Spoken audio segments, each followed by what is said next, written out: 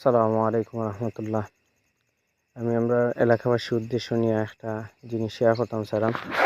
আমরা ফাটকুড়া থাকি নয়াবন্ত যে রাস্তা গেছে দাউরাই বাজার হইয়া, এই রাস্তাটা দেখোকা অনেক বেহাল অবস্থা। এটা এখন আর মানুষের চলার উপযোগী রয়েছে না। আমরা 2022 বন্যার পর থাকি আমরা অত্র এলাকার দাউরাই বাজার ব্যবসায়ীবৃন্দ বা যারা অটো চালক আছেন এবং দাউরাই জামালপুর বা অত্র এরিয়া যারা প্রভাবশালী ব্যক্তিবৃন্দ আছেন তারা অনুদানে বারবার এটার কাজ করা হয়েছে, ইট বা বিভিন্ন জিনিস দেওয়া হয়েছে, কিন্তু তারপরেও এটার খুবই বেহাল দশা। এই রাস্তা দিকে চাইলে আমরা দেখা যায় যে বৃহত্তর জগন্নাথপুরের মাঝে আমরা কতটুকু অবহেলিত আছি।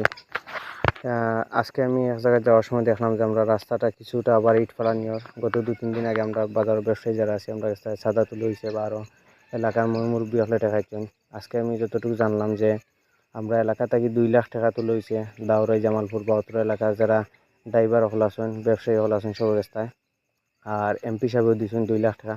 তবে এগুলো অনেক বেশি শো অফ যে এমপি সাহেব খালি দিচ্ছেন, কিন্তু অথচ এটা আমরা অত্র এলাকার যারা সাধারণ জনগণ আছেন সকলেরও অবদান আছে। এরপরে আপনার আশা করি এটা আমরা এমপি সাহেব এই রাস্তাটা দেখে গেছেন, কিন্তু এই রাস্তা কবে আমরা শান্তি পাইমু বা আমরা সাধারণ জনগণের ভোগান্তি দূরিব আমরা আদৌ জানি না। তো আমরা এলাকার যারা আছি আমরা সবার উচিত আওয়াজ তোলা, কারণ বিশেষ করে এই রাস্তাটা আমরা আশাহান্দি ইউনিয়নের জন্য খুবই অত্যন্ত গুরুত্বপূর্ণ রাস্তা। কিন্তু আমাদের এই রাস্তার মধ্যে লাস্ট 10 থেকে 15 বছরের মধ্যে কোনো কাজ হয়েছে না। গত 22 বছর আগে আবার কাজ হয়েছে, যেটা নাম কাওয়াজতে আমরা সিলেটি আঞ্চলিক ভাষা কয় যে সেফ দিলেব দেওয়া হয়েছে। 22 বন্যার পর থেকে আবার অবস্থা খুবই খারাপ।